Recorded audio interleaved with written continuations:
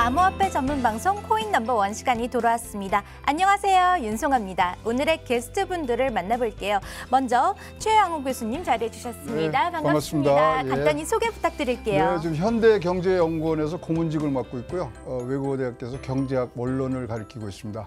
이 비트코인, 이 코인계의 혜성같이 나타난 교수님, 이렇게 기억해 주시면 고맙겠습니다.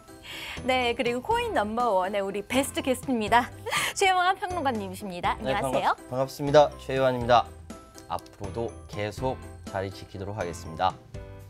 저희가 오늘도 토론 도중에 리플 이벤트가 진행되고 있으니까요. 시청자 여러분들은 끝까지 지켜보시고 꼭 리플을 받아가시기 바라겠습니다. 자, 그럼 오늘의 주제로 한번 들어가 볼까요? 암호화폐, 기존 화폐의 도전장을 냅니다입니다.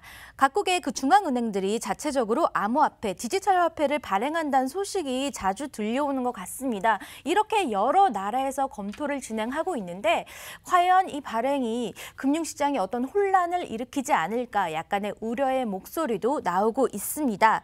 오늘은요, 국가 암호화폐 발행에 대해서 이야기를 한번 해볼까 하는데 두 분은 국가 자체적으로 암호화폐를 발행하는 것에 대해서 또 어떻게 바라보고 계시나요? 저는 굉장히 찬성하는 이 입장에 있고요. 왜냐하면 지금 암호화폐라는 자체가 변동성이 너무 크기 때문에 거기에 어떤 안정성을 갖고 오는 부분. 그래서 지금 학계에서는 가장 크게 지금 논란이 되고 있는 부분이 과연 암호화폐가 법정화폐의 대체제냐, 보완제냐, 이러한 논란들이 많습니다만은 서로 이렇게 장점이 결합되면은 굉장히 좋은 새로운 통화 체제가 나올 것이다, 이런 기대감이 지금 큽니다.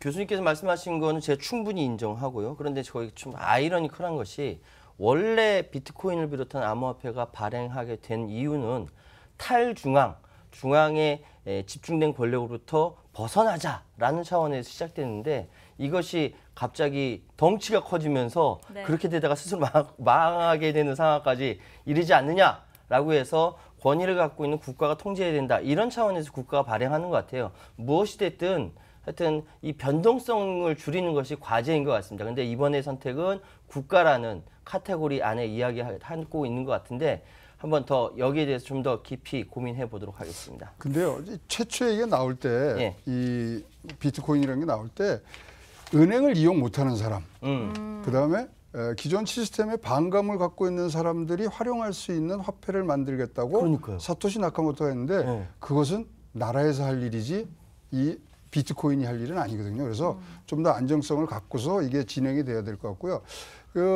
1990년도 초에 최초 인터넷이 나왔을 때 굉장히 국제적인 규제에 관해서 얘기가 많았지만 결국은 www.이 나오면서 하나의 스탠다드 폼이 나오면서 전 세계적으로 화랑이 갔기 때문에 지금 그러한 상태가 국제적 규제, 뭐 이런 것들에 논의되는 그런 상태이기 때문에 잘 지켜보시고 있고요. 결국은 제도권 안으로 들어올 수밖에 없다, 이렇게 생각을 합니다. 그러니까 오늘 주제가 바로 기존 화폐에 대해서 암호화폐가 암호화폐 도전한다라는 것인데 그런 차원에서 플랫폼을 어떻게 가져갈 것인가. 근데 기존에는 완전히 기존 체제에 대해서 반대하는 차원에서 시작되는데 이게 국가 체제로 들어갔다는 것이죠. 그런 차원에서 오늘 토론은 굉장히 흥미진진할 것 같습니다. 그러니까 주제를 그렇게 일방적으로 몰고 가시면 안 됩니다. 굉장히 좋은 겁니다. 좋은 거기 때문에 서로 잘할 때는 이게 협조를 해서 한 팀으로 가는 것이 좋다는 생각이 분명히 다들 갖고 계실 거예요. 예, 이따 계속 이야기해보죠. 네, 지금 양쪽에서 기가 정말 장난이 아닙니다. 지금 우선요, 북유럽에서 디지털 화폐 발행에 대해서 좀 더 앞서 나가고 있는 것 같아요. 이건 또 왜 그런 건가요? 여기는 사실 뭐 디지털 화폐, 그러니까 현금 없는 사회를 만들기 위해서 사실은 1990년부터 벌써 계속적으로 지금 진행이 돼 왔던 겁니다. 스웨덴에 가보시면은 길거리에 뭐 자선 기부를 한다든가 길거리 노숙자한테 줄 때도 이거 찍습니다. 그 정도로 지금 15% 미만이라 그러는데 저희 생각에는 뭐 10% 미만까지도 지금 현금 유통량이 줄었고요. 지금 빠르면 2년, 길게는 5년 이후면은 현금이 없는 사회로 가는 그러한 부분이 있습니다. 현금이 없으면 좋은 점도 있고 나쁜 점도 있고 또 여러 가지 면들이 있는데요. 현금이 없다는 것은 그래도 유통이 되지 않습니까? 어떤 화폐란 게 그것을 중앙정부가 다 들여다보고 있는 겁니다. 그래서 소위 말하는 제일 디지털 화폐로 갔을 때 우리가 뭐 이게 이 지폐가 없고 그래서 비용이 준다 그런 게 그게 아니고 지하 경제와 세수 개발을 위해서 디지털화를 시도를 했고요.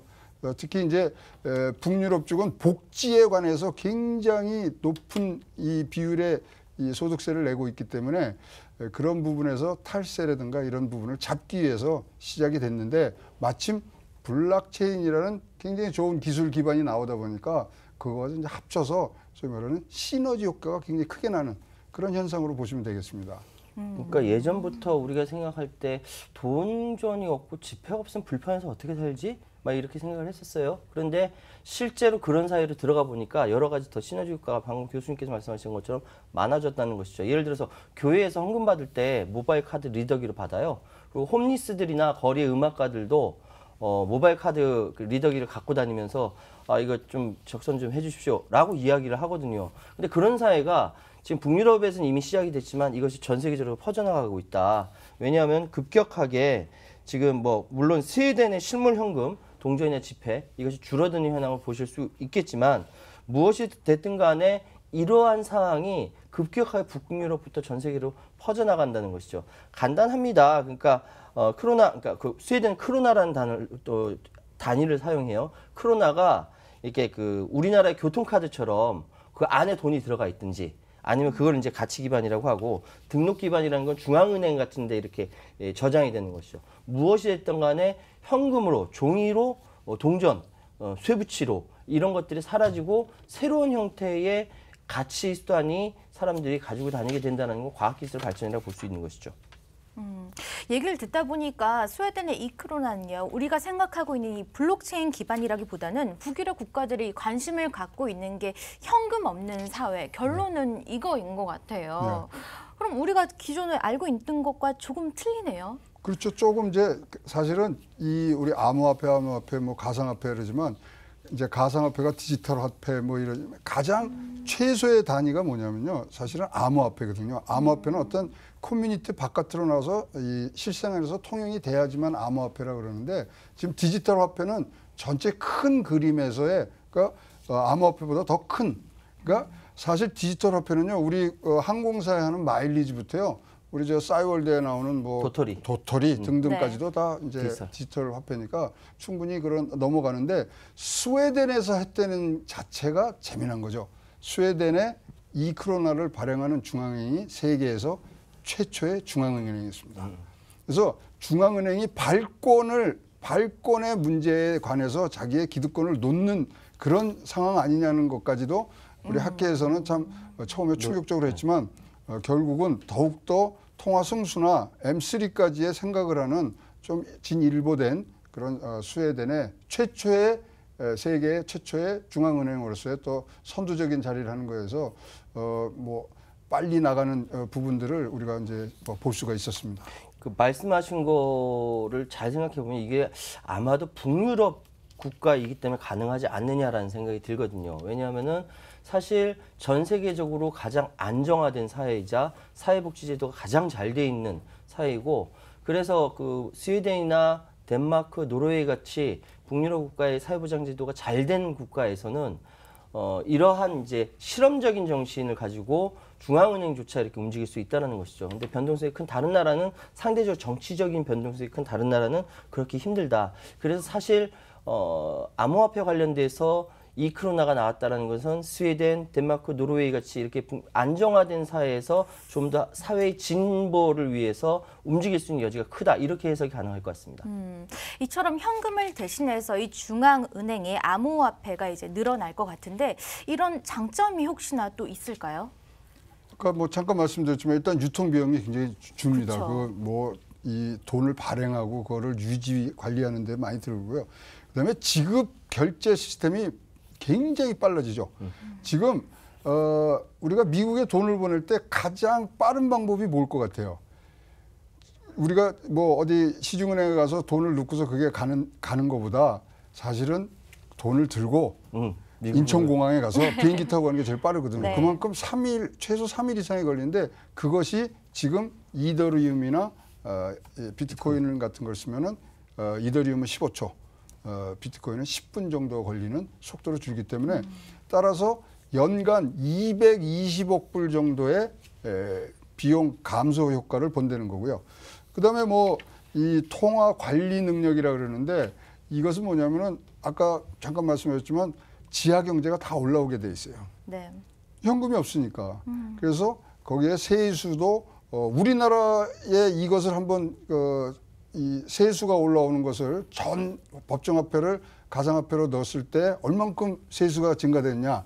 64조가 올라오더라고요. 세금만. 그래서 통화 관리도 잘 되고 그다음에 이제 뭐 좀 학문적인 겁니다만은 마이너스 금리가 가능해집니다. 이걸 갖고 가면. 그래서 소위 말하는 경기 안정 수단으로서의 효과를 쓸 수 있다. 이런 장점들이 있기 때문에 지금 앞서 나가는 북유럽 거기서는 지금 뭐 실험적으로라도 지금 사용을 하고 있다고 봅니다.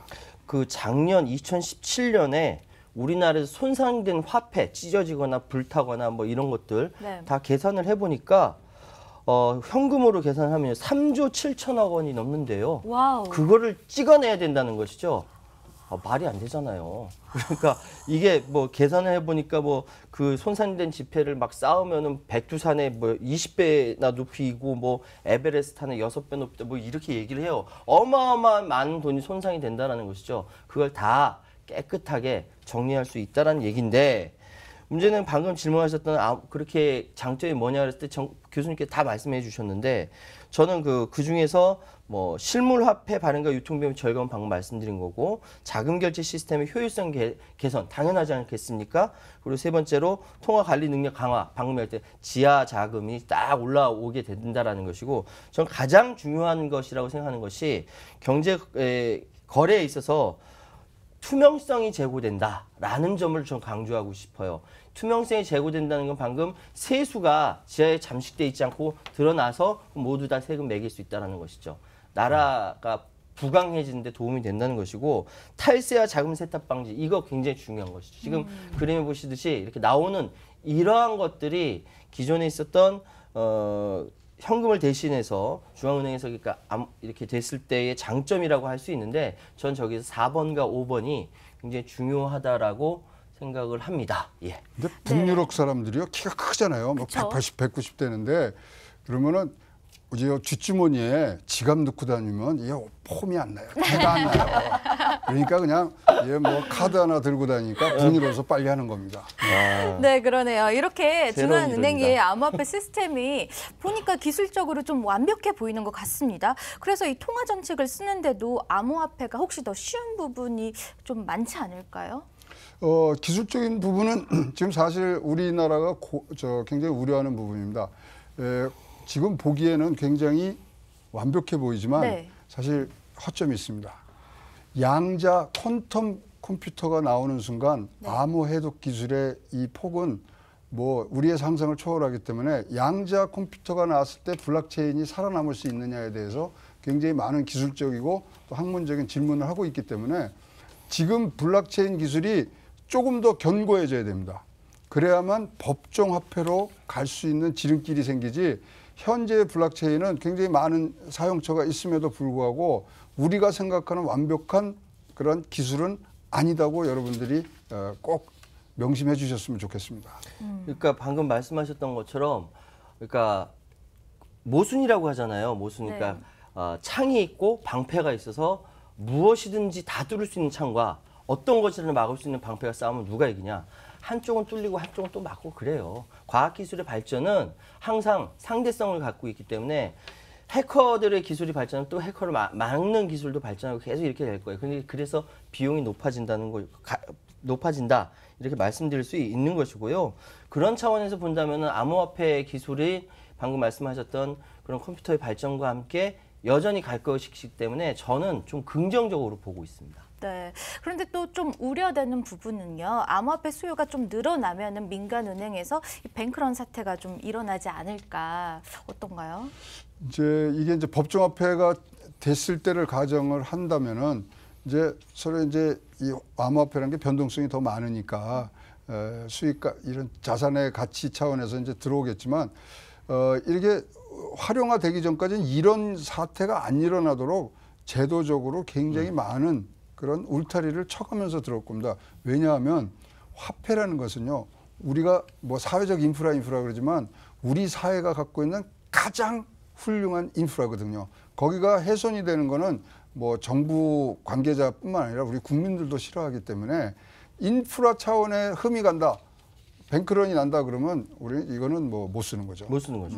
그러니까 방금 말씀하셨던 MC께서 질문하신 거는 암호화폐가 완벽하게 중앙 법정화폐를 대신했을 때를 이야기하는 것이고 네. 여기에서 중요하게 지적할 부분이 하나 있습니다.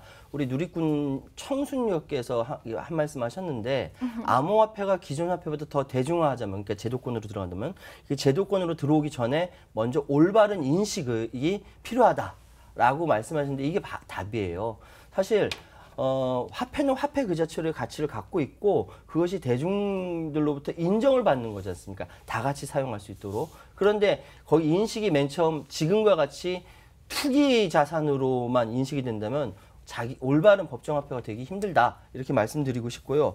방금 말씀하셨던 것처럼 일반 은행에 예금된 돈이 쉽게 중앙은행이 발행하는 암호화폐로 교환되기 때문에 그렇게 뱅크런 사태도 일어날 수 있겠죠. 근데 그 정도로 될 정도라고 한다면은 사실상 화폐로서 가치가 없는 겁니다. 그렇기 때문에 지금 상황에서는 이 뱅크런 사태를 비롯한 여러 가지 문제들에 대해서 제도적으로 시스템적으로 다 보완책이 가능하고 보완을 해나가고 있으니까 일단 우리 일반 그 사용자들은 이런 암호화폐에 대해 올바른 인식을 갖는 것이 더 중요하다.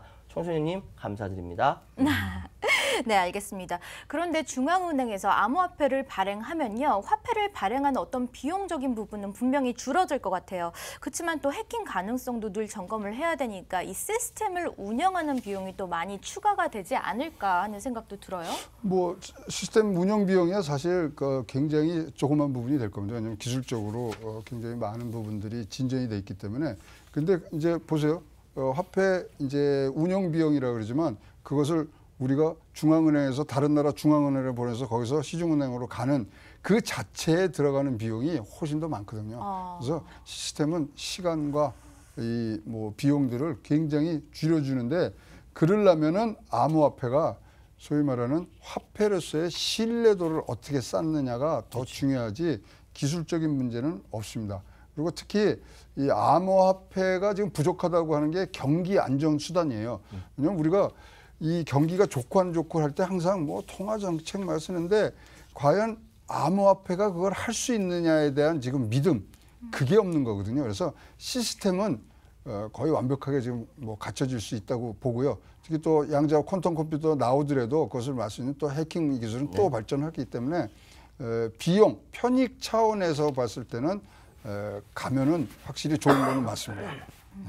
근데 이제 교수님께 한번 여쭤보고 싶은 게 이렇게 그러니까 늘어나는 시스템 운영 비용을 질문하셨잖아요. 네. 근데 사실 금융권이 그 어디보다 훨씬 더 보수적이지 않습니까? 그렇죠. 그러니까 모든 부분보다 금융권은 굉장히 보수적이기 때문에 기존에 갖고 있는 시스템을 바꾸지 않으려고 그렇게 노력을 하는 것 같아요. 그렇기 때문에 전통을 고수하는 금융권에서 이렇게 그 해킹 가능성까지 불안해하면서 이렇게 진행한다라는 것은 굉장히 암호화폐가 대중화되고 우리 사회에 그냥 지금처럼 뭐 열풍 정도 아니라 훅 들어와서 거의 공식화되는 거 아니냐라는 그런 생각이 들어요.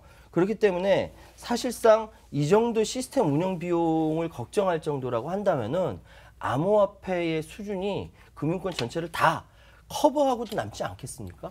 아니 그러니까요. 네. 이제 우리 저 국제 결제은행이라고 했잖아요. 예. 뱅크 오브 예. 인터내셔널 세틀먼트. 거기에 사무총장이 나와서 한 얘기를 들으면은 네. 답이 나올 거예요. 뭐라 그랬냐면 비트코인이 변동성이 너무 커서 금융상품으로 적절치 않다. 예, 이제 그렇게 얘기를 하고서 이런 급성장이 금융 시스템에 뭐 폐해를 준다 그러는데 그 뒷말이 재밌어요. 그렇기 때문에 각국의 중앙은행은 디지털 화폐의 특성을 잘 파악해서 이것을 직접 발행할 필요가 있다. 직접 발행할 필요가 있다고 네. 저 세계의 중앙은행의 중앙은행인 BIS의 예. 사무총장이 그렇게 얘기를 하는 걸 봐서는 자, 이 뭐 전망들이 아까 말씀하신 보수적이라 그러지만 보수적인 사람들이 또 나갈 때는 먼저 치고 나가거든요. 그러게요. 그래서 이 기득권이라는 사람들은 항상 먼저 선점을 하는 상황이 있기 때문에 BIS 사무총장의 말씀, 각국이 발행해야 된다.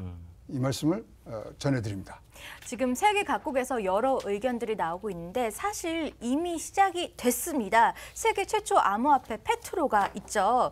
암호화폐를 법정화폐로 사용하는 실험이 국가 차원에서 이렇게 이루어지고 있는 것 같은데 또 이건 또 어떻게 바라보시나요? 자, 저기 이제 뭐 이 베네수엘라라는 그 특이한 사항 때문에 나오는데, 네. 이 그 페트로의 홈페이지를 들어가면 첫 그 이 장면이 뭐라냐면 화폐란 말이 없습니다. 크립토 에셋이라고 나옵니다. 암호 자산. 그래서 우리가 이게 뭐 100% 지금 원유하고 이 연동이 돼 있는데 그게 아니고 천연가스, 금, 다이아몬드까지 다 들어가 있습니다. 그것을 90% 이상이 95%가 원유잖아요. 네, 하여튼 그렇지만 그건 이제 자기네 매장량이 많은데 그렇다면 이게 화폐냐? 저는 화폐라고 생각을 안 합니다. 왜냐하면 자국민들이 못 씁니다. 못 써. 달러, 비트코인, 이더리움 외에는 이 페트로를 살 수가 없습니다. 그러면 지금 거기는 올해만 이 그 인플레이션율이 14,000%를 지금 예상을 하는데 어떤 법이 있냐면 베네수엘라 국민들은 외화를 쓰지 못하게 지금 법으로 막아놓고 있어요. 그래서 자국민들이 못 쓰는 그러한 지금 화폐라고 하는 것은 자산밖에 안 되는데 다른 나라에서 지금 보고 있죠. 러시아니, 두바이니 이런 데서 저게 잘 되면 굉장히 좋은 신뢰를 남기는 거거든요. 벌써 이제 이 사전 매매를 했는데 뭐 7억 불 이상 뭐 이렇게 들어왔고요. 3월 19일 날 끝납니다. 그럼 20일부터 이제 진짜 판매가 들어가기 때문에 여러분들도 지켜보시고 만약 페트로의 가격이 오른다 그러면 우리가 알고 있는 기존의 이런 비트코인이나 이더리움도 같이 상승할 이 여력은 굉장히 크다고 보여집니다. 나중에 이 말씀을 드릴 수 있는 기회가 시간이 될런지는 모르겠는데요. 일단 그 지금 베네수엘라의 마두로 대통령인가요? 맞죠? 마두로 대통령이 지금 미국을 반대하는 반미의 선봉장이에요. 그래서 미국과 사이가 안 좋고 베네수엘라에 대해서 예전에 있던 우고 차베스 정권부터 시작해서 좌파 정권이 계속 권력을 쥐어오면서 남미에서 미국에 대해서 가장 적대시하는 정권이기 때문에 경제 제재가 들어갔고요. 그 경제 제재를 타개하느라고 나온 뭐랄까 아이디어라고 하면 아이디어일까? 이게 바로 이제 페트로입니다. 그래서 사실은 교수님 말씀대로 자국민들이 사용하지 못하는 돈이 과연 돈일까 이런 생각이 드는데 이미 오페크에다가 우리 같이 공동 개발하자고 이야기한 상태이기 때문에 페트로의 향후 어떻게 성장하느냐 죽느냐 이거에 따라서 물론 미국의 브루스 킹스 연구소라든지 이런 데는 페트로 가짜다 막 욕을 할 수밖에 없죠. 자기들이 싸우니까. 예, 그럴 수밖에 없지만 이것이 어떻게 성장하느냐에 따라서 국제 정세까지 좌우할 수 있는 굉장히 중요한 과도기가 암호화폐의 과도기다라는 판단이 들거든요. 어쨌든 지금 중요한 건 베네수엘라 국민들에게는 전혀 도움이 되지 않는다. 좀 황당한 상황이 벌어졌다 이렇게 말씀드리겠습니다. 네, 여기서 잠깐 저희가 리플 이벤트를 한번 공지해 드리겠습니다. 퀴즈가 나갈 텐데요. 네, 채팅방 여러분 잘 보고 계시죠? 1번, 암호화폐가 법정화폐가 될 수 있다가 1번이고요. 암호화폐가 법정화폐가 될 수 없다가 2번입니다. 여러분의 의견을 한번 들어볼 텐데요. 저희가 오늘 마무리할 때쯤에 제 권한으로 당첨자 한 분을 선정해서 리플 3만 원어치를 보내드리도록 할 테니까요. 채널 끝까지 고정하시고 1번 혹은 2번 여러분 많이 참여해 주세요. 최현 평론가님은 몇 번이세요? 글쎄요, 저는 장차는 가능성이 있는 것 같은데 네. 당장은 안 될 것 그럼 같아요. 2번이시네요? 2번이라고 하죠. 뭐. 저는 1번이니까 예. 그럼 3만 원이 지금 상당의 리플을 보내드리는데 와, 3만 원 받고 10만 원 내기 줄이 욕심 좀 하자. 어디 방송에서 그럼 내기하면 안 돼요. 내기가 아니라 그래서 우리 저 시청자들 모여서 우리 번개팅 한번 하자고요. 그 대신 치맥값 내기. 괜찮은 다 것 답을 안 같은데요? 하세요. 나 얘기 안 할래. 나 겁나. 그저 웃지요. 시청자 여러분들 지금 뭐 다 지금 또 답변 올라오지 않습니까? 1번, 다 2번 계속 굉장히 많이 올라오고 있습니다. 항상 평론가님은 지갑을 여실 땐 굉장히 신중해 아이, 그럼요. 신중합니다. 아이, 그럼요. 애셋 키우는 아빠인데. 평론가들의 원칙은 뭐냐면요. 지갑은 열고 입은 닫는 게 평론가들의 원칙이라고 생각을 하셔야죠. 아이고 아유, 반대네요. 저 학생들을 가르치는 교수님께서 제자뻘인 저한테 이렇게 말씀하시면 섭섭하죠. 자, 그러면 방송합시다. 저희 예. 시청자 게시판을 통해서 1번 혹은 2번 알려주시고요. 자, 토론으로 다시 돌아와서요. 페트로는 원자재를 확실히 담보를 기반으로 하고 있는 스테이블 코인이라고 하는데요. 새로운 금융 영역을 담당하는 역할도 하지 않을까. 그러니까 싶은데요. 페트로는 이제 토큰 한 개당 1배럴의 원유가 연계됩니다. 최초 판매 가격이 지난 1월 달에 있었던 1배럴 가격인 $60로 책정을 해놨어요. 그래서 발행량이 총 이제 1억 개고 가치는 베네수엘라의 방금 교수님께서 말씀하신 석유, 천연가스, 다이아몬드, 금 이런 것과 같이 원재정 매장량을 통해서 담보한다. 뭐 이렇게 이야기하는데 어쨌든 참 지금 그 전 세계 최고 강국인 미국을 상대로 배짱 영업을 하고 있는 것 같아요. 지금 마두로 대통령이 오페크 사무총장한테 암호화폐 공동 발행을 제안했고 그 외에 비오페크, 비산유국들에게도 공동 발행을 제안할 것이다. 이렇게까지 얘기했거든요.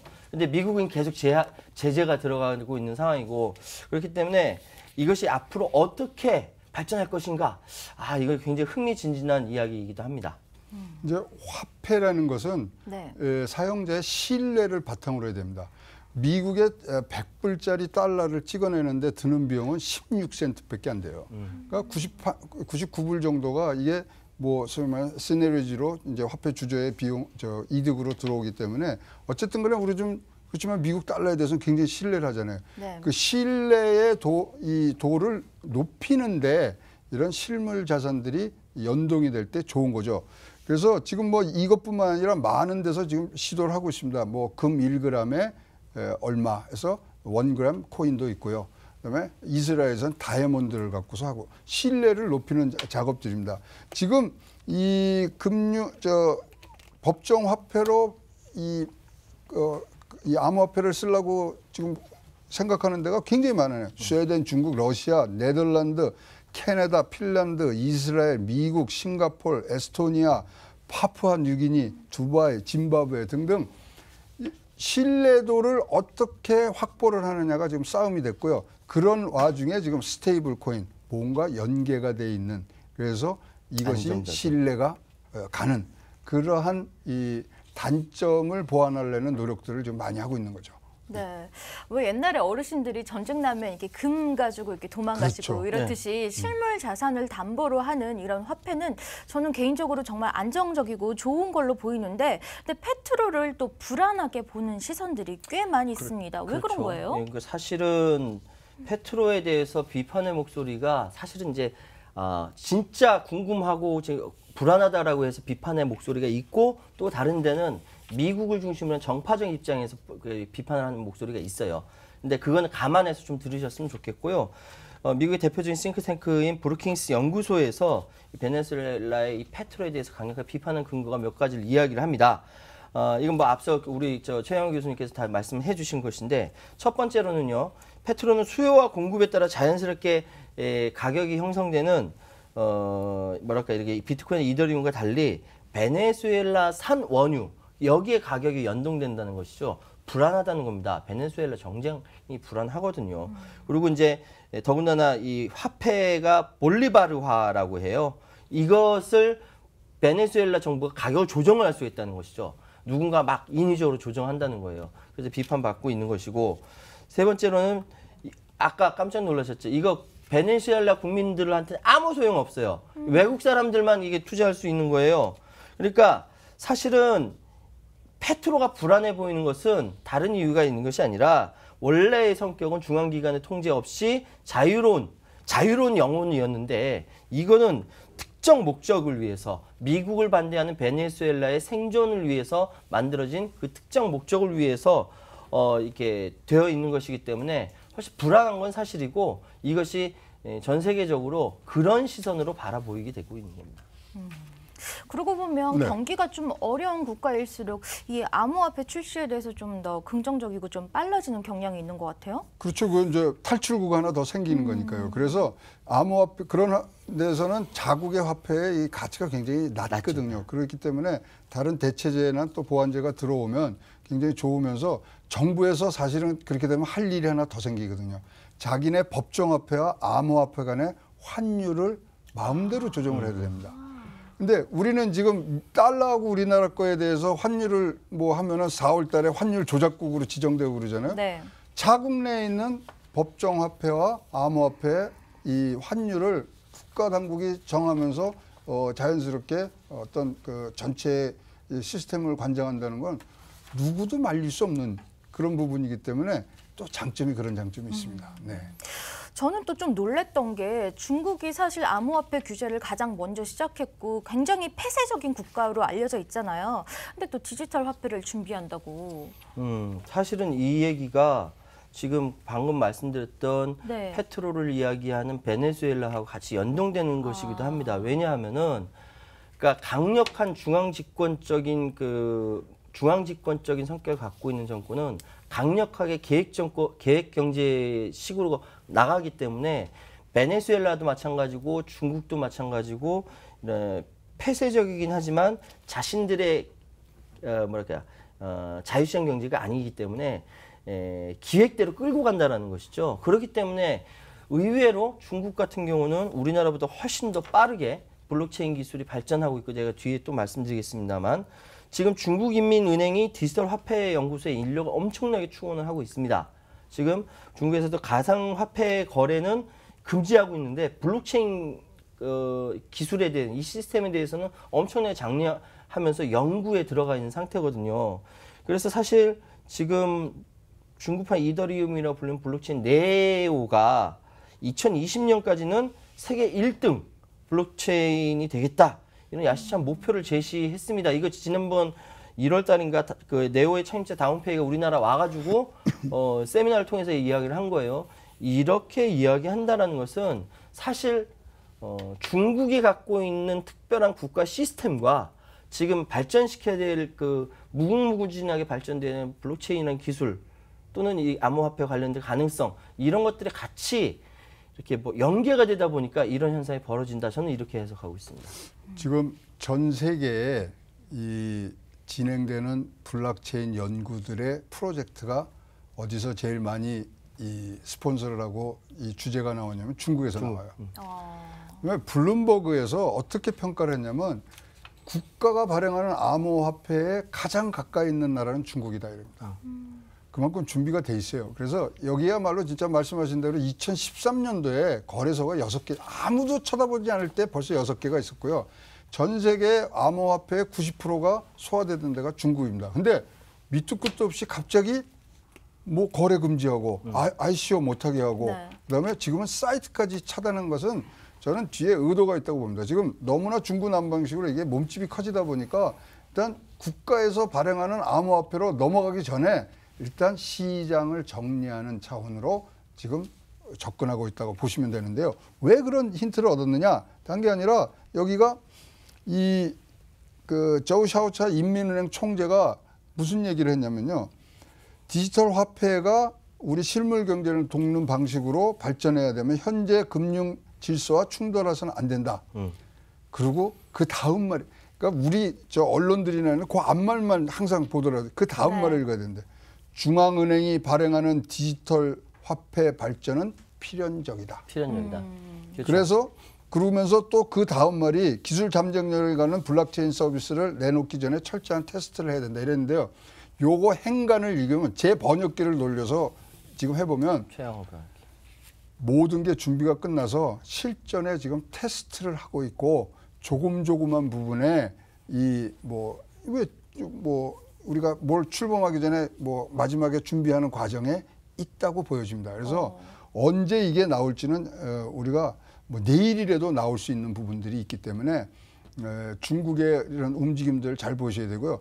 우리 비트코인이나 이런 데 많이 투자하시는 분들 이 방송 많이 보실 텐데요. 3월 19일 날 아르헨티나의 부에노스아이레스에서 G20 재무장관 및 중앙은행 총재들이 모여서 회의를 합니다. 네. 거기서 디지털 규제에 관한 국제적인 공조를 어떻게 하냐 얘기 나오는데요.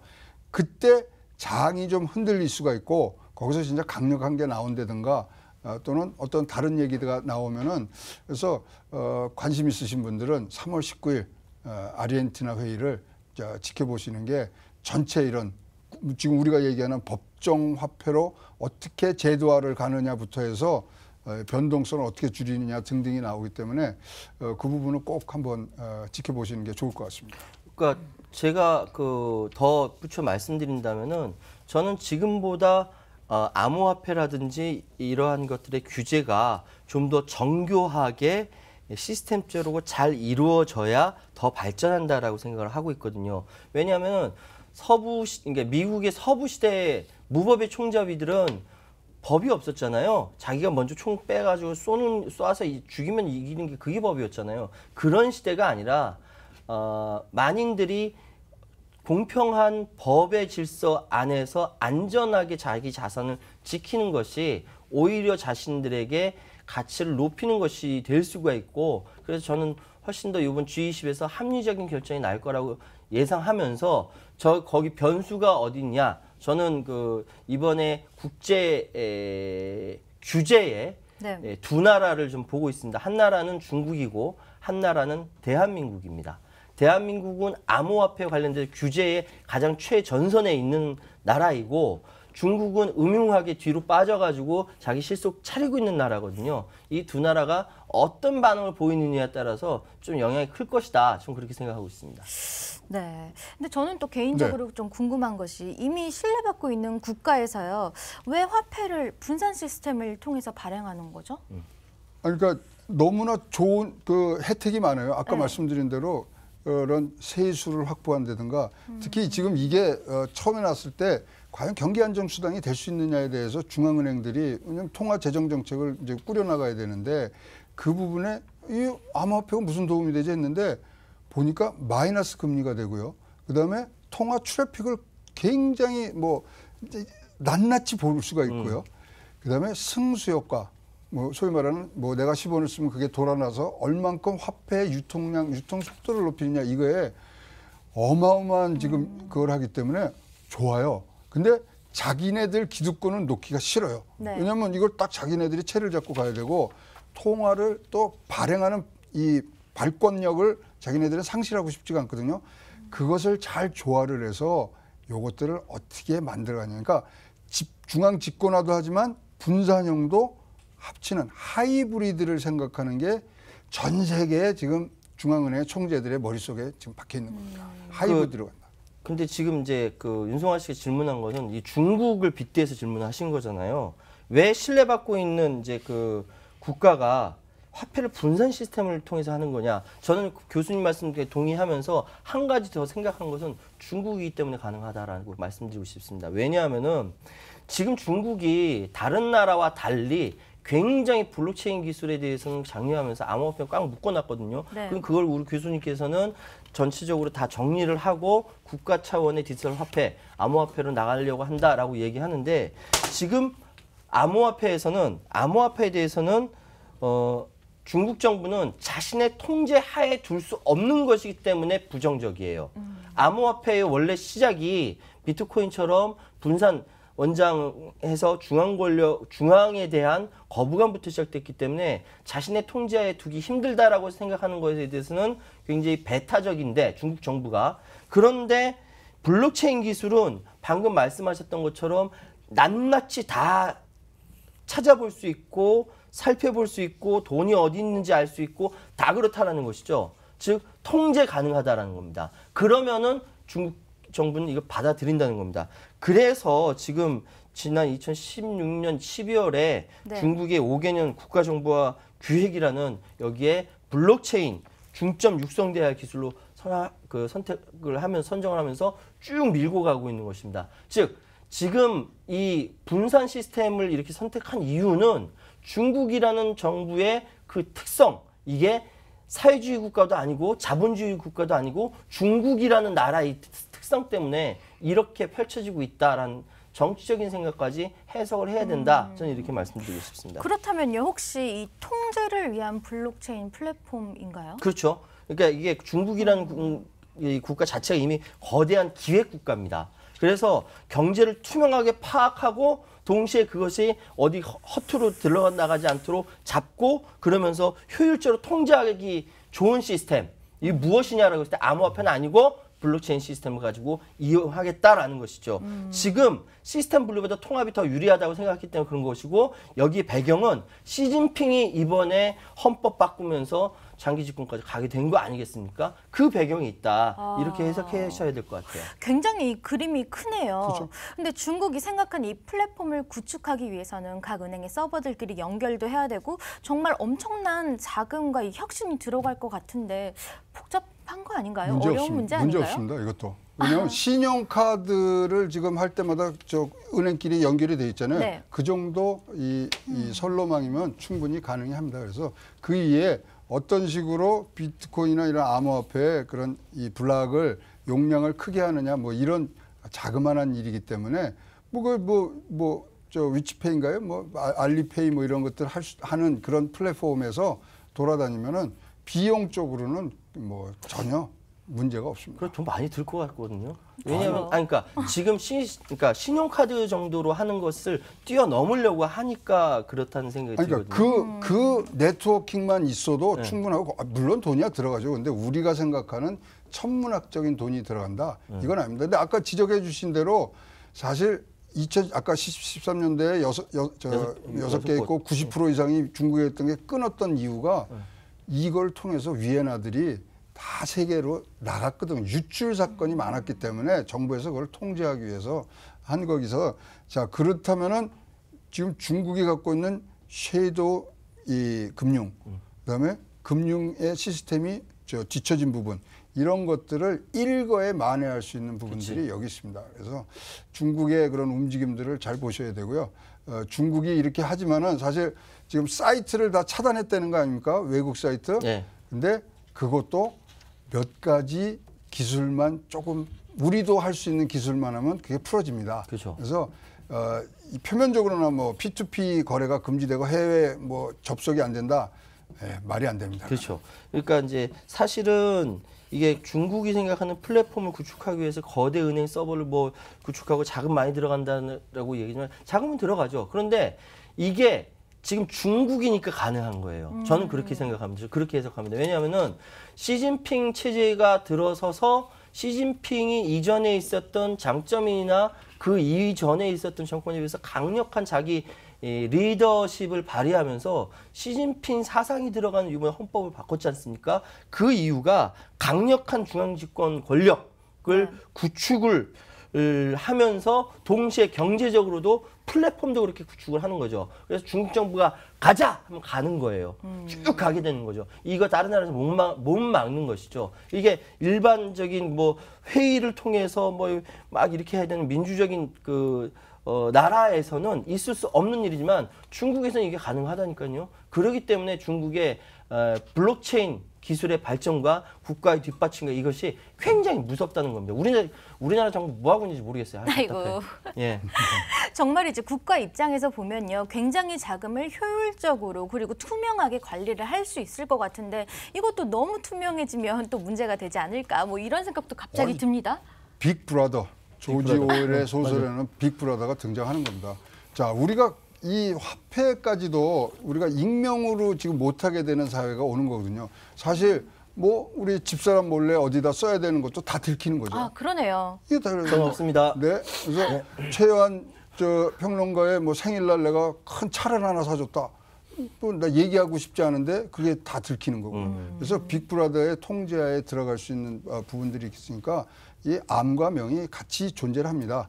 그래서 저는 지금 생각하는 부분이 자 암호화폐 그다음에 지금 현재 법정화폐가 하이브리드로 잘 공유하는 그런 어떤 체제가 나오는 것이 지금 다음 세계로 넘어가는 부분에 있어서는 큰 대안이 되지 않겠나 보여집니다. 그래서 이제 사실 정치 체제로서는 사회주의 국가이고 경제 체제로서는 자본주의 국가인 중국이라는 나라는 자본주의 국가로 얘기하기도 어렵고 사회주의 국가로 얘기하기로는 굉장히 독특한 위치에 서 있는 것이죠. 그렇기 때문에 중국 정부의 로드맵은 지금 미국과 유럽이 구축해 놓은 모든 시스템으로부터 벗어나려고 하는 겁니다. 그러다 보니까 자신이 주도한 독립된 체계 구축을 원하는 것이고 그 세계가 전일적으로 전 세계의 지배 질서, 미국을 반대하는 패권 세력으로 이렇게 등장시키기 위해서 자신이 나가고 있는 것이죠. 거기에서 중요한 건 이제 블록체인이라고 인정하고 있는 겁니다. 세계 전쟁을 하는데 자꾸 블록 전쟁을 갖고 아니 오세요. 그것까지 같이 연계가 된다니까. 아니 그건 맞아요. 왜냐하면 G1과 G2가 네. 싸우면은 통화 전쟁으로 그 다음이 바로 세계 전쟁으로 이루어졌던 게 1차 대전, 2차 대전이거든요. 그래서 이 전쟁의 아문이 포연이 지금 보이기 시작한다는 걸 우리가 말씀드리고 싶습니다. 네. 갑자기 또 상상을 하나 해봤는데 만약에 우리나라에서 이 법정화폐, 암호화폐를 이렇게 발행을 한다면 어떨까요? 어떨 것 같으세요? 저는 아까 뭐 하이브리드 말씀을 드렸는데 사실 이게 뭐 실질적으로 나오는 게 두바이에 지금 디르함이라는 암호화폐가 있는데 이것에 뭐하고 연동을 시켰냐면 금융 자산하고 연결시켰어요. 그러다 보니까 변동성이 줄은 거죠. 그러니까 법정 화폐가 갖는 가격 변동성이 안정성이 확보가 됐고요. 그다음에 이것을 블록체인에 얹으니까 소위 말하는 스마트 컨트랙을 할 수 있는 장점을 갖고 오고 비용이 주는 분들이 나서 한국 진짜로 지금 세계 2위, 3위의 이 비트코인의 이 거래량을 지금 하고 있는데요. 우리가 좀 앞으로 나가야 될 것 같습니다. 그렇습니다. 그래서 우리가 좀 더 앞선 생각에 무조건 안 돼 이거가 아니라 진짜 살릴 건 살리고 그다음에 규제할 건 규제해야 되는데 규제 방법도 지금 잘못됐어요. 규제의 초점은 거래소지 암호화폐가 아니거든요. 그러면 거래소 중심으로 해야 되는데 그러다 보니까 거래소 이를 통제할 수 있는 법이 없으니까 암호화폐까지 갔는데 그런 식으로 일을 하시면 안 되고 암호화폐의 장점을 살리면서 거래소는 또 안정적으로 이 투자자의 보호를 위해서 운영을 해주시는 하이브리드. 네. 이거 강추입니다. 네, 알겠습니다. 저희가 여기에서 리플 이벤트의 결과를 한번 얘기해 보도록 하겠습니다. 저희가 1번은요. 암호화폐는 법정 화폐가 될 수 있다였고요. 2번은 없다였는데요. 1번에는요. 17명 그리고 2번에는 8분이 의견을 내주셨습니다. 그리고 저희가 두 분을 당첨을 해봤는데요. 고수비트님 네, 당첨되셨고요. 제도와 기술 보완이 중요하다라는 의견이 나왔습니다. 그리고 두 번째로는 현태최님, 정부 가격 조정을 하기가 힘들기 때문에 뭐 이런 의견을 내주셨습니다. 교수님이 승리하셨네요. 교수님 이기셨어요? 뭐 아니 이겼을 땐 말로 하는 게 아니라 이건 내기였기 때문에 물질적으로 고맙다는 표시를 좀 해주셨으면 좋겠습니다. 아이고 커피 쏘시는 건가요? 아니 그래, 커피가 그래. 아니라 우리 시청자 오늘 보신 분들 다 모이셔갖고 번개 저녁에 치맥에서 하는 것들로 그렇게 몰고 가지 네, 마시고요. 교수님 이렇게 크게 가시는 걸 그럼요. 좋아하는 것 같은데요. 마지막으로 한 말씀 부탁드리겠습니다. 자, 비트코인 또 여기에 너무 많은 정보들이 부족하지만 여러분들 잘 지켜보시면은 흐름이 나오고 있습니다. 그래서 법제화하고 이 제도권 안으로 들어오는데 여러분들이 많이 좀 도움을 주셨으면 좋겠고요. 우리 저 코인 넘버원에서는 계속 이런 좋은 정보 많이 드리도록 하겠습니다. 마지막으로 말씀드릴 때 그 중요한 것은 과연 대한민국 정부는 과거 인터넷 발전에 굉장히 신경을 쓰면서 벤처 산업 부흥시키고 했는데 이후에 좀 주춤한 거예요. 그거는 대한민국 민주주의 발전과 저는 일맥상통하다고 생각을 하거든요. 그런 차원에서 본다면은 이제 새로운 정부 새롭게 시작하는 이 와중에 여기서 규제라든지 이런 것들도 합리적으로 하면서 새롭게 좀 관점을 좀 바꿨으면 좋겠다라고 저는 생각을 합니다. 어쨌든 투자자 여러분 이번 한 주도 화이팅 하십시오. 네, 제가 암호화폐 전문 방송을 진행하고 있다 보니까 주변에서 G20 정상회의에서 뭐 규제한데 이거 빵원으로 돼서 니네 프로그램도 없어지는 거 아니야? 뭐 이런 우려를 말씀하시는데 뭐 그럴 일은 없겠죠? 그럴 리 없습니다. 지금 이걸 하더라도 불란서하고 네. 독일이 내놔서 좀 규제를 하자 정도지 이번에 얘기를 하더라도 11월 달에 구체적인 행동은 하기로 그렇지. 그렇게 지금 정해 있기 때문에 걱정은 너무 많이 안 하셔도 될 것 같습니다. G20 이후에 어떤 움직임이 있을까요? 글쎄요, 그러니까 사실은 우리나라가 박상기 그 법무부 장관이 작년에 그 이야기 하면서 주춤했지 않습니까? 그 네. 영향이 전 세계적으로 퍼져나갔거든요. 이번에 법무부가 어떤 입장을 취할런지, 그리고 동시에 중국과 한국의 의견 차이는 어떻게 될 것인지 굉장히 흥미로운 것이거든요. 우리나라도 결코 이런 데에서 뒤지면 안 되는데 좀 걱정이 많네요. 네, 앞으로 우리나라도 또 암호화폐를 발행하게 될지, 세계 각 나라들이 또 이렇게 암호화폐 생태계가 잘 이루어질지 정말 기대가 됩니다. 저희 이제 인사할 시간이 되었네요. 코인 넘버 원, 와. 다음 주 금요일에 뵙겠습니다.